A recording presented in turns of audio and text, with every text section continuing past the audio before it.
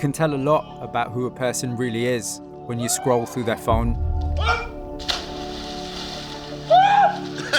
When I watch this footage, I feel like I'm seeing a group of boys on holiday. You got me? I got you, man. Yalla, bismillah. But by now, they're all dead.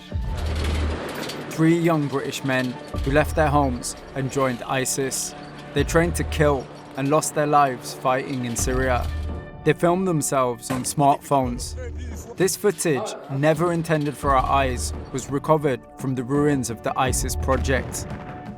This is the real thing.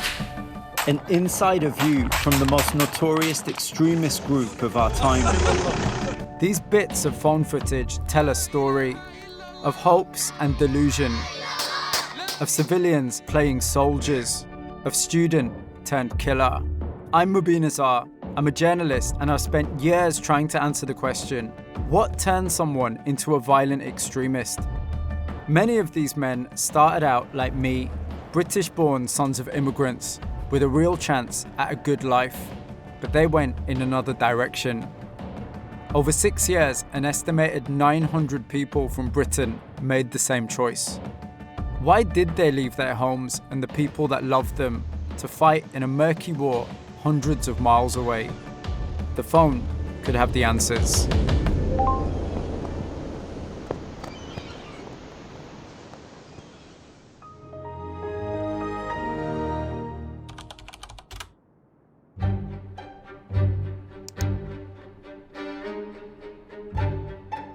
Louise Callahan works for the Sunday Times. She covers Iraq and Syria and spends a fair bit of time wading through ugly war stories. She dips in and out from her place in Istanbul. On one of those trips, she got her hands on the phone.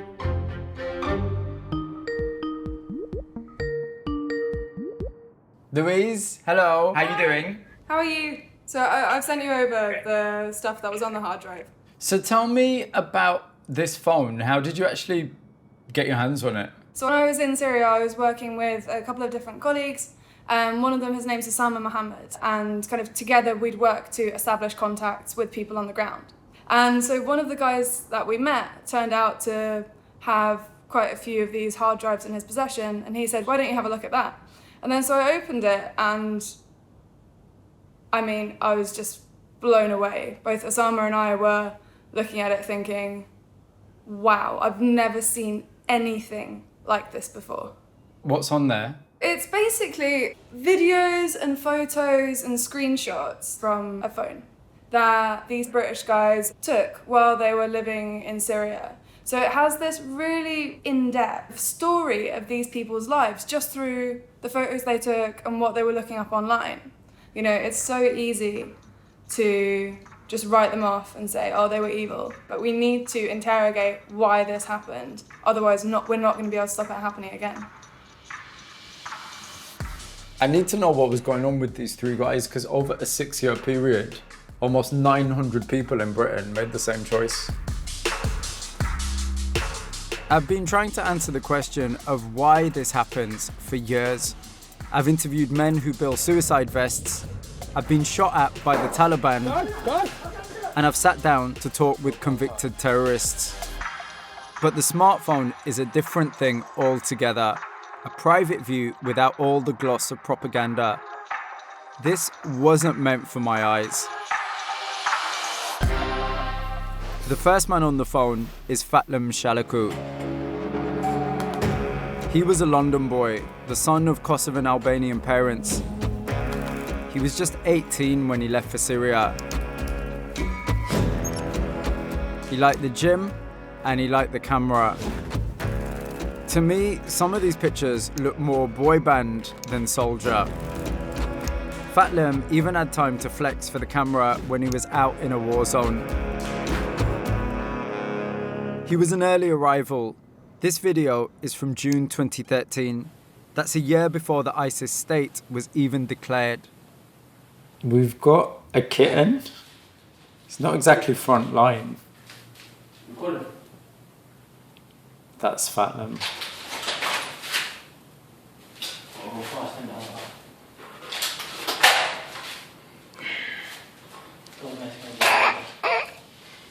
What's he laughing?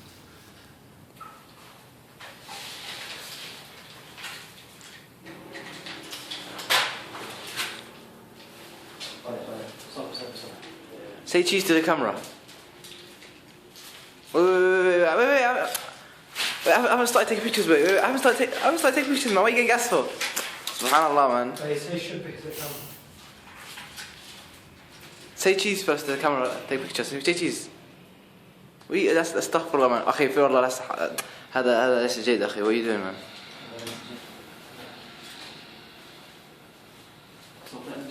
Huh? That's so Four Lions. They're throwing up gang signs like a London boy, because that's exactly who he is. That's astaghfirullah, man. أخي في والله. The person filming says astaghfirullah, which means, God forgive us. And it's kind of what you'd say if someone's doing something a bit silly. And they're all in on this joke together. And that guy, he just looks a bit embarrassed by the whole thing. And then Fatlam, he's waving the gun around like it's a prop. But it's not, it's a real gun. None of this is slick. It's like a roadman acting out Call of Duty. It's like an ISIS bloopers reel. This is the side of ISIS that you never get to see. Huh? Fatlam took down his social media before he left for Syria. All those selfies and clues disappeared, as if he was drawing a line under his old life. I want to find someone that knows what that life was about, and that means reaching out to a ton of people and hoping someone is going to talk. In the meantime, I found Fatlam's old address. Turns out the family aren't there anymore. A couple of neighbours tell me they couldn't cope with what happened and moved away to start again. Some of Fatlam's school friends do at least respond, only to tell me they don't want to talk. But one guy, Zach, has agreed to meet on the condition that he doesn't show his face. Why don't you want your face being seen? Why do you want to put a mask on? The mask, I can chat to you better like that. Do you understand? Do you think you can just be more open with me? Did you used to see Fatlam's parents? Yeah, they were just quiet and cool. Lovely though, they smile. You know when you can tell a person's aura, like they're just always humble and nice. And do you know where they are? Because I've been round to the house, no one ever opens the door. Yeah, I know, they don't want to talk. I know they're deeply, deeply hurt about that, and they ask him why. What do you remember about growing up around here? Fatlam is a jungle. This place was lawless when we grew up. Some of the Moroccans, they call it Jahannam. They call it Jahannam? Jahannam means hell? Yeah, I know. Portland Road, it's the most divided road in Europe. So one side has the nation's 5% poorest people, and the top side has 1% of the nation's richest people on the same road. For you and for Fatlam specifically, for you two, was it difficult? The school we went to is a testing ground. When you're thrust into a rough neighborhood to grow up and a lot of bullies, you eventually have to fight back or you just keep getting robbed. You're very bouncy. All you know is the estates and other humans and poverty and tribulations. It's like you have to grow up fast around here. What was his motivation? Why do you think he went out there? I heard a rumor, right, that Fatlam went in actually to give aid, wallahi, to help people. So I think his mind would have got warped into a place where he believed that what he was doing may have been right. The cause of why they went out there, for me, it was anger. What was Fatlam angry about? After 2001, so much animosity came, I think it changed. Like, it drew Islam out. You mean 9/11? Yeah. Like, if you're looking at the TV and the countries you're from, all you see on them is soldiers from America or here, or Britain, going there and just literally droning the place and dropping bombs on schools, this, that. People get angry about that, bro. That's what they done. They got angry and they went there and it's a violent place. Violence happened. Fatlam was 18 when he left his home for Syria, inspired, Zach says, by a sense of injustice. It's a theory I've heard over and over again. But most people who want to make the world a better place don't leave their parents and pick up a gun. I know that isn't the whole story, so I have to keep looking. The next man on the phone is Shukri al-Khalifi. He's not moody like Fatlam. This guy never stops smiling. He went to Syria way back in 2012 as one of the first wave of Brits to join the war. Even when he arrived just outside Aleppo, he was happy to play the Joker. Deep in the mountains of jihad in Syria, we have a mujahid from Maghrib. Playing with a chicken. Bain. His name's Bain. Bain the vulture. Ready to attack at any time. We have a live species. He thinks he's David Attenborough. And now, it's landed in Syria. Its feathers are the... Our feathers. It's feathers, our feathers. Lighters, feathers. He looks really happy. The sky. The guy filming, he sounds West London as well. Ready to attack. It's gonna eat you, man. You better run.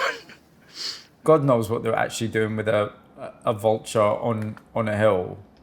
The vulture. It's just silly. It's completely farcical. Have a live species. It's so British. Be through ancestors. Because he's trying to sound like an old white dude. That's what he's trying to do. Allahu Akbar. Look at the species of Allah subhanahu wa ta'ala. MashaAllah, the species of Allah subhanahu wa ta'ala. He's praising God. That's what he's saying. He's saying, like, look at God's creation. He's kind of just excited by everything, kind of unjaded. He looks and he sounds like a kid, but he's got a massive gun in his hands. Shukri lived around the corner from Fatlam, and when I look, I can see Fatlam and Shukri aren't the only men from the Westway area to go down this path. There's name after name after name. Obvious question then, what on earth is going on in that little bit of London?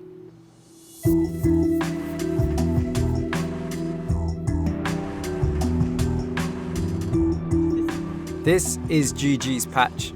She's been a youth worker for a long time and was running services for kids and young men back when Fatlam and Shukri left. I know she's got a qualified take on what happened.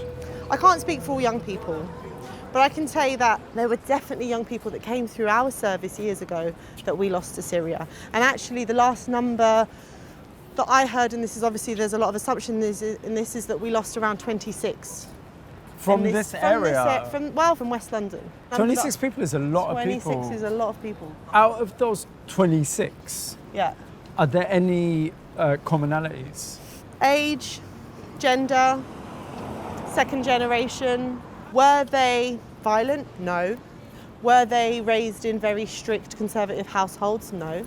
The media, various influences on TV, programming, identifies these young men, as it were, as the new folk devil. So they're the new thing that's wrong with the world.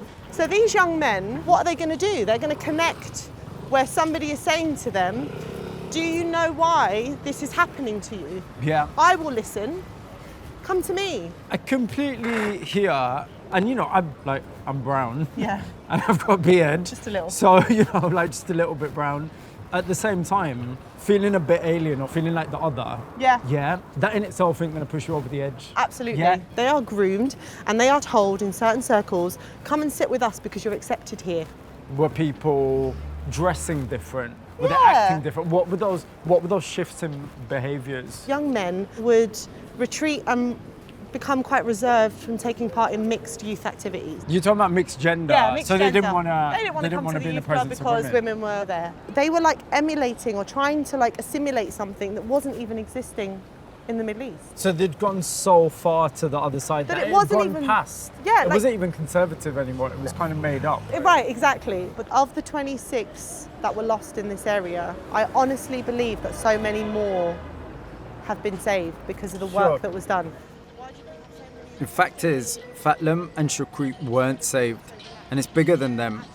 Young men don't just get out of bed and decide to become extremists. Yeah.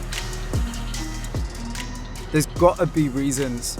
Sure, we can have conversations about feeling like an outsider, and a lot of the reporting will focus on religion, but neither of these factors explain the why of the situation. These men had personal stories and personal reasons for ending up where they did. Some of the searching has come good. I've got a number for Shukri's brother. I spoke to him on the phone and he's really nervous about being seen. He's agreed to meet me at least, but without the camera crew. He was a bit icy, but when he got talking, he was on a mission because he is pissed with the way the story's been reported. He told me Shukri went to a school for kids with special educational needs. He was basically telling me that he was vulnerable. He kept coming back to that. I don't know if that's enough for him to let me in with a camera, but he said he's going to think about it. And so now I've just got to wait.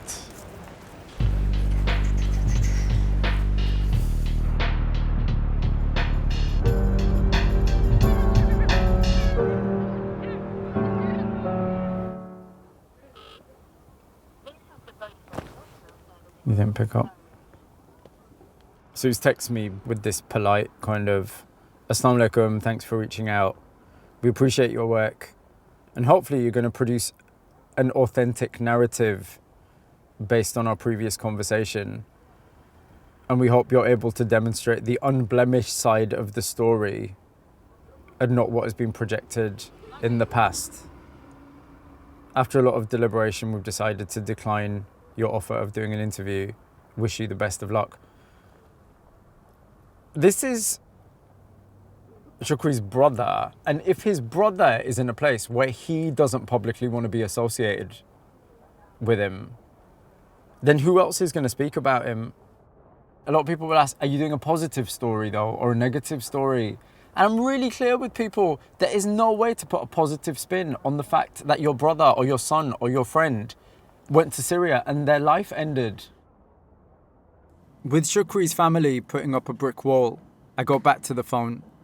There's a bunch of screenshots, headlines about the British jihadi story. There's a screwed up vanity here. Was Shukri reading about himself and proud of the press he was getting? Here, he's shoulder to shoulder with Israfil Yilmaz, a known ISIS recruiter and one-man propaganda machine. This is starting to add up, and it makes me see Shukri differently. What you got there, boy?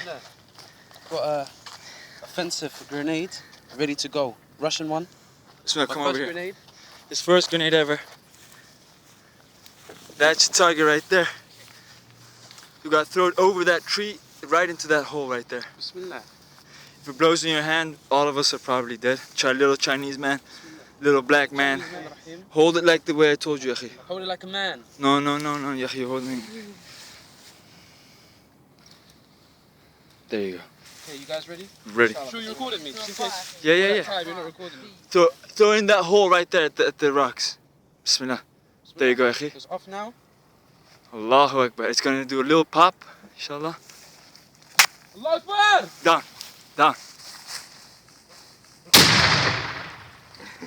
Allahu Akbar, got it in the thing, look. That's my man. That's how we do it. That's how we do it over here.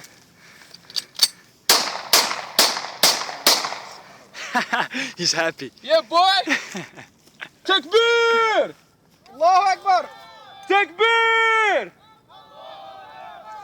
And that's how we roll. This guy, he's legend. Say assalamu alaikum, akhi. I actually feel sick. When he throws the grenade and he says, look, I got it in the thing.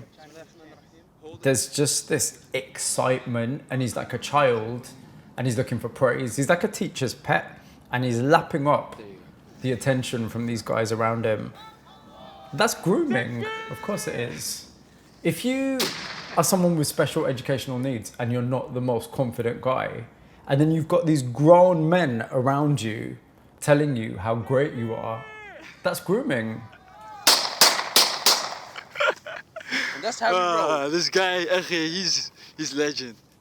The guy behind the camera who says to him, oh yeah, this guy is a legend. For what exactly? For throwing a grenade into a field? All this adoration, people cheering, it's just textbook grooming. What they're saying is, you're part of this gang now. Shukri didn't just pop up in a field near Aleppo. For the grooming to work, he must have had a pretty damaged sense of who he was. And that doesn't happen overnight. I've found some articles about Shukri's life before Syria. He was tried for a string of robberies, and the prosecuting lawyer has agreed to meet me. So tell me when you first heard his name. He'd been arrested on the 3rd of August of 2012, along with 2 other men, on suspicion of committing a series of robberies within about half a mile of Regent's Park. How many robberies are we talking? Well, there were 8 that we knew about. 4 days, 8 robberies. And the method they used was they had a taser that was used against people in order to get them to hand over their stuff. A taser sounds particularly nasty. They're designed to hurt people and to disable them. They're a non-lethal weapon, but they're still quite a serious weapon. One of his co-defendants, whilst on bail, was being followed by the anti-terrorism squad and was found to be in possession of a MAC-10 machine pistol when arrested. A machine gun? Yeah. Was there ever any theory about what the machine gun was for?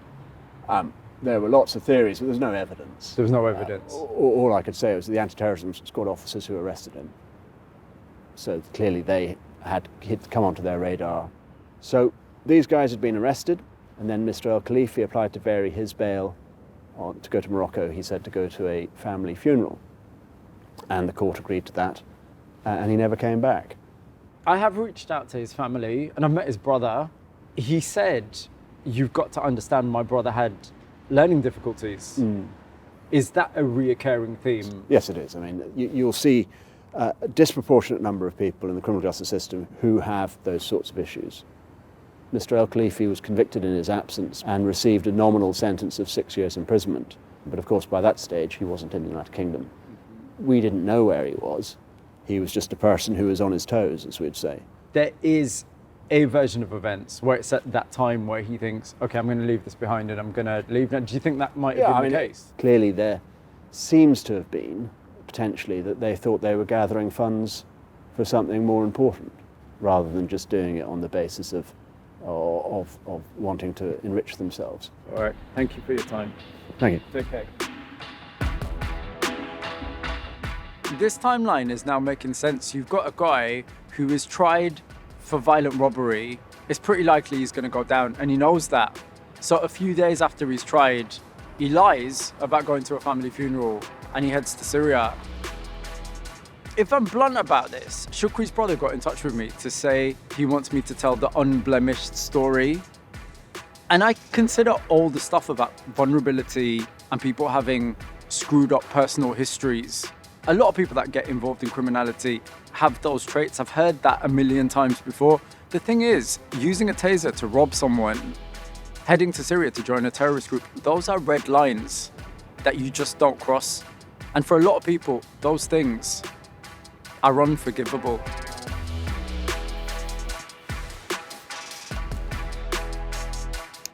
There's one more clip of Shukri on the phone. Yeah. You got me? I got you, man. Mujahideen. Yalla, bismillah. Down. Yeah. This pool is like an ice bath. Yalla.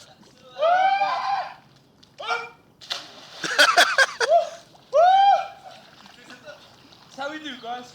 It looks like they're in Magaluf or something, but then they've got these guns.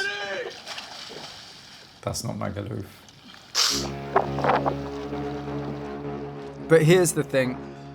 This pool has made headlines before. It's the same place used by Alexander Kote, one of the so-called ISIS Beatles.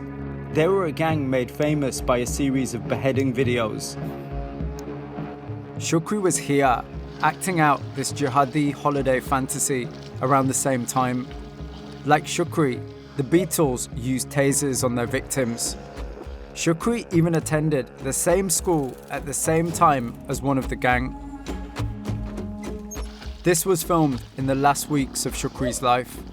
If he'd have lived, I wonder if he'd have ended up as one of the Beatles, the most notorious band of killers of the internet age.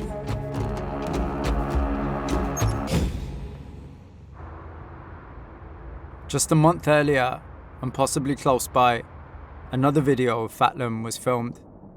I've asked his friend Zach to look at it with me. I've sent you the stuff. Just open it and take a look. I just want to know what you make of it. Okay. Yeah. Mala Abu Sad.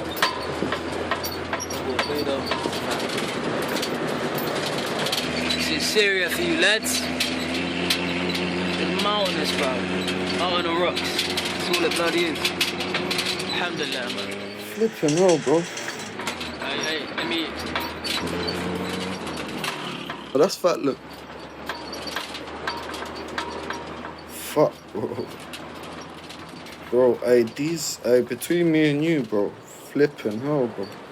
That just looks rickety and that matches up with what I heard, that they went there and there was supposed to be an establishment for ISIS and there wasn't, basically. There wasn't any ISIS, so they had to make up their own escapade. Like. And look what they're in, bro. Do you think they were expecting it to be like joining shiny brand new army with weapons? Bro, yeah, of course.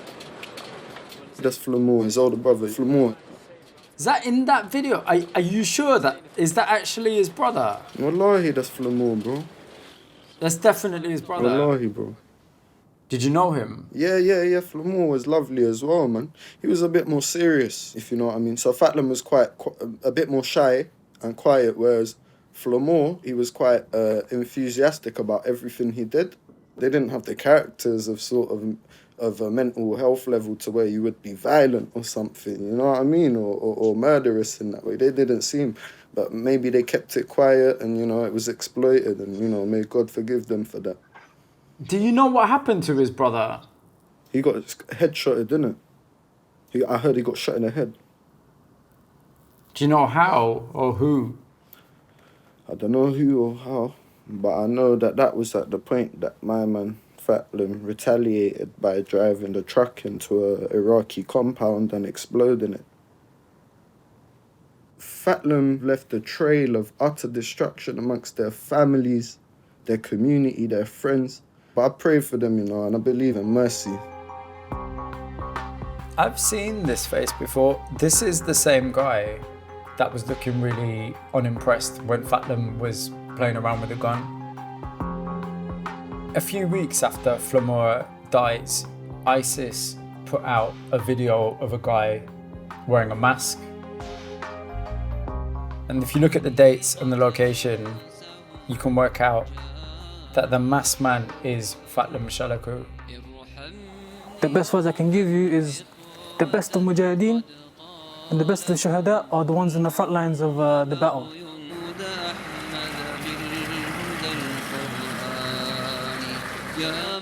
And that's it.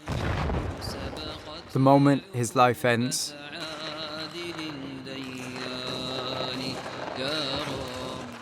ISIS presented Fatlam's suicide attack as a calculated and pious act of war.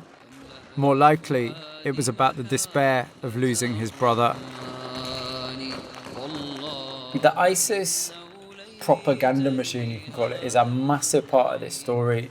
Because what they did is they mastered manipulation. They presented murder like it was justice. They presented night like it was day.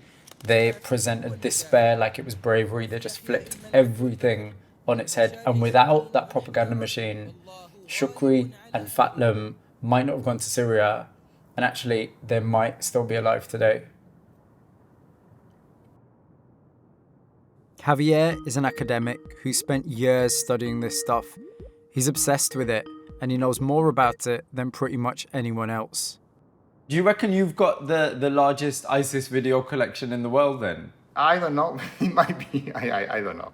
ISIS created more than 1,500 videos in less than 5 years. Did you say 1,500 videos? Yeah. Okay, and how many of those videos have you actually watched? All. They've got these little references to Allah, and there's this kind of surface level religiosity. But how much of it do you think is actually to do with faith? ISIS is distributing communication material that doesn't talk about Islam at all. ISIS talk about climate change, ISIS talk about poverty, and ISIS talk to these new generations with all the culture of video games, all the culture of the most popular horror films. I think this is kind of new. All the material I've sent you is the comparison between the real ISIS videos and the cultural inspiration they are using. Javier, I have for ages loved Mortal Kombat. Is that real life, or has that been kind of photoshopped to look like it's from a computer game? It's the real ISIS videos. They're trying to transform a terrorist movement into something cool. When they make an execution, for example, it really looks sometimes as a video game or a Hollywood movie. There's one that really jumped out to me. Can I just look at the source stuff? ISIS was following a pattern of assassinating some of their prisoners in the same way the Saw film did. In the video of the execution of the Jordanian pilot in the cage, ISIS started a campaign in Twitter 24 hours before releasing the video, using the clocks of the original poster of Saw. They executed this Jordanian pilot in the same way, using this kind of digital effects. So they were completely dehumanizing this Jordanian pilot. So at the point when you see how this guy was executed, your brain is completely out of reality. And it's much more dangerous because it reaches a much broader audience globally. Why do you think there was this emphasis on using Western pop culture references? Even in the music world, they are living this process of secularization. Even the most radicalized young citizens of these countries, they don't go to mosque as often. So my hypothesis is that ISIS is the most secular jihadist movement ever. And most of these videos is about revenge, it's about grievance. And if we want to understand why young citizens from Western countries travel to Iraq and Syria, we have to understand this new language. Using video game and action movie references to brand ISIS completely worked. Fatlam and the other recruits ate it up. You can see the lines blurring. Fatlam and Shukri are both role-playing, living an action movie life. ISIS sells the idea that you can be part of something bigger than yourself, just like any army. It's not rocket science, it's just marketing. He's happy. Yeah, boy! I can't help thinking though, there's got to be something fundamentally wrong with anyone who actually crosses that line into violence.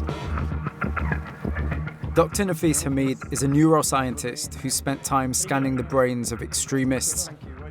His theory is extremist ideology can actually disable critical thinking.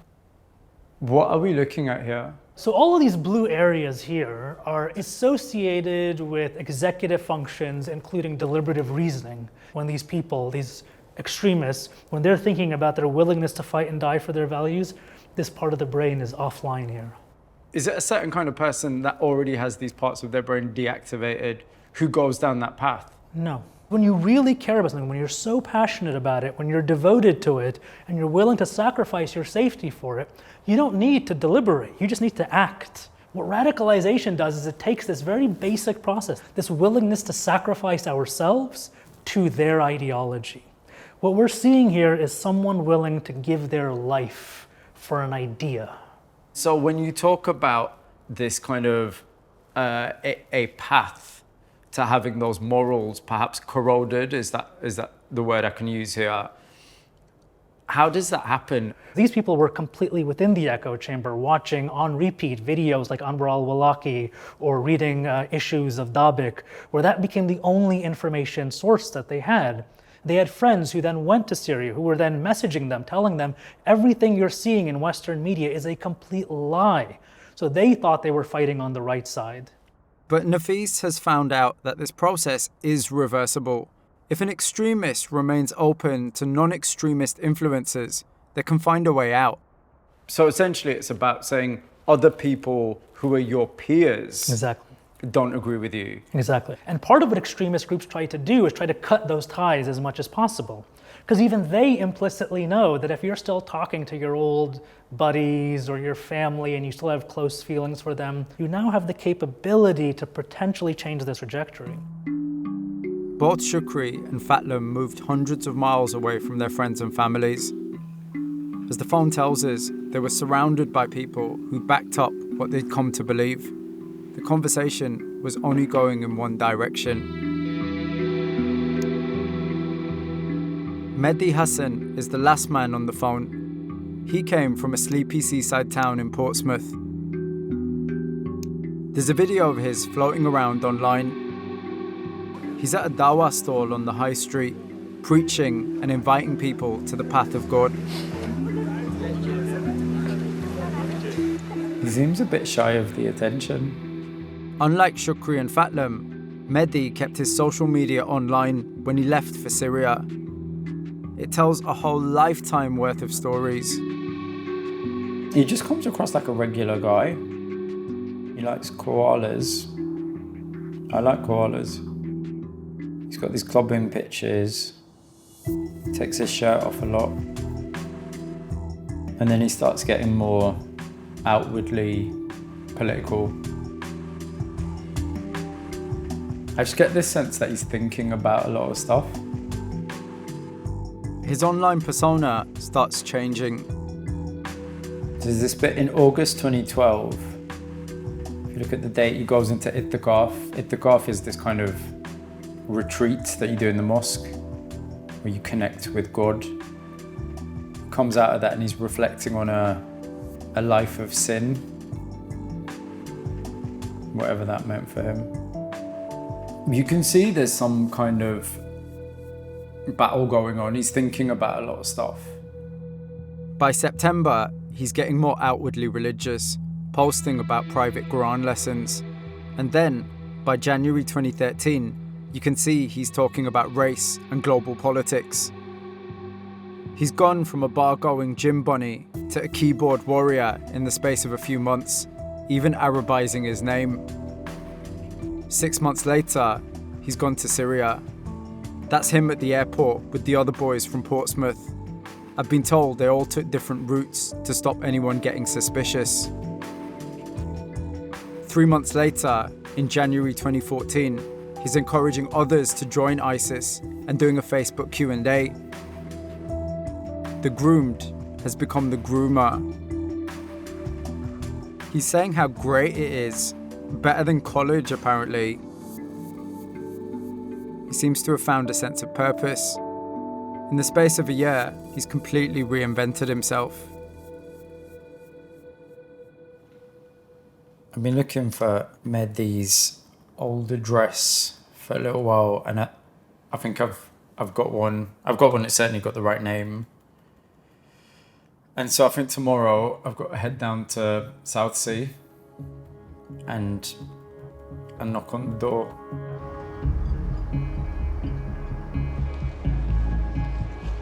Southsea is a regular seaside town, mostly white, mostly quiet, safe to the point of being bland. Medi spent nearly his entire life here, and a good part of it at a Catholic private school. I want to meet his mom. More than anything, I want to speak to the people that loved him.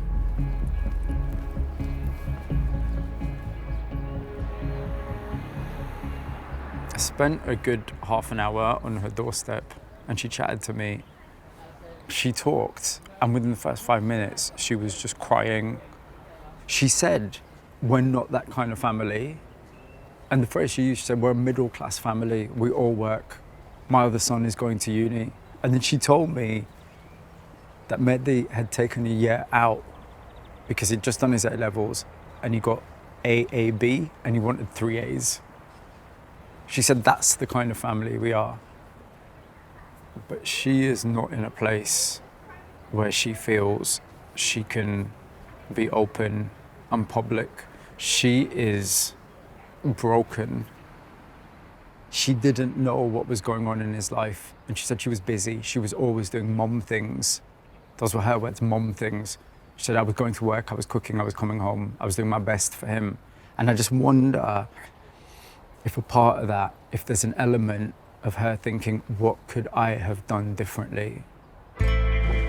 Medi isn't like Shukri and Fatlam.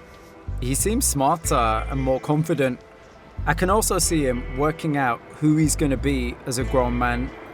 Many of us try on different identities when we're young, but when you've crossed the border into ISIS land, it's hard to come back.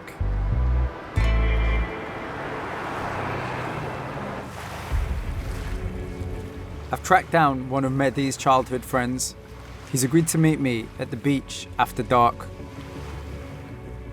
Whilst I'm waiting, I've been looking through some of his posts. The fact is, Medi was still in touch with his old friends. You can see these conversations and he's exchanging these little pet names with the other boys. And then he's flirting with this idea of coming home. And this is 6 months after he arrives in Syria. He asks a question about a UCAS password. Why would you ask a question about a UCAS password if you weren't planning on coming back? And then he claims that he's been held by a rebel group. That shifts, and he's calling himself a photojournalist. And then eventually he posts, "I'm not a terrorist."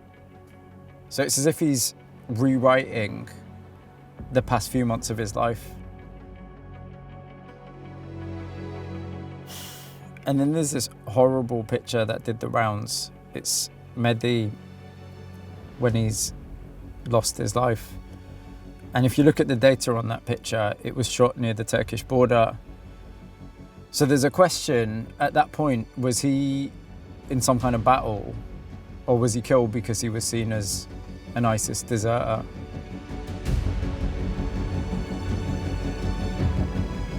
The idea that he changed his mind and wanted to undo all the hurt he caused is just agonizing. When you were a kid, did you used to come sit out here? Yeah, like Oh, all the really? time, yeah. So that must be quite nice for clearing your head and all that kind of business. Definitely, yeah. When did you meet Medi? I just knew him growing up, basically. Like kids? Yeah, we were kids, yeah. Before he got to sixth form, he was one of the youngest in our group, so we used to call him Little Mo. But then he started getting on this hype of getting wham. He was what we would call today, like back then, like woke. He genuinely, I think, just wanted to go out there and help. The last few months he was still here. Yeah. What was it like? What was he like then? I didn't really see him the last few months, and it was like others as well, where they hadn't really seen him at all. Like, and it was weird because it's a sort of small community. Like 1 year he was one person, and then the next year he was a different guy. You know, I found this tweet from him.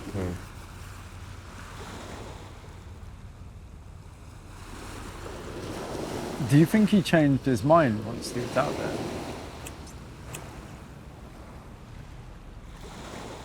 That's the worst thing. Like, he had like a change of heart and he wanted to come back. How do you know he had a change of heart? He was asking if anyone knew any sort of lawyers and things like that. But he did message me once on Facebook saying like he loved me, and he was like, you know, the Prophet said like if you love someone you should always tell them. And I just didn't know what to say back to that. And again, that's one of the things that eats me up, because I was like, I just wish he knew that I loved him too. When it came to his death, that was probably the worst moment in my life. I got sent this tweet and it was like photos of his dead face, like, and people just swearing and things like that. And that's the part that fucked me up, because I was like, shit, he's actually dead. And as one of his sort of real friends, I blamed myself. Like I felt like I should have been there for him and could have stopped it in some sort of way. And that ate me up for a long time, and even to this day. If Medi hadn't have gone to Syria, it would have been him here on this beach with his friend, rather than me. That's where this story ends. Conversations unspoken, wasted potential, lives unlived, and lives taken. ISIS left only fear and pain. This can't happen again. For every person that spoke to me on camera, there were many, many others who felt they couldn't or shouldn't speak out. Parents, friends, communities left unable to process what happened. That's not enough. We can't wish our way out of this. We have to talk. That's the only good thing that can come from the black hole left by Fatlam, Shukri, and Medi.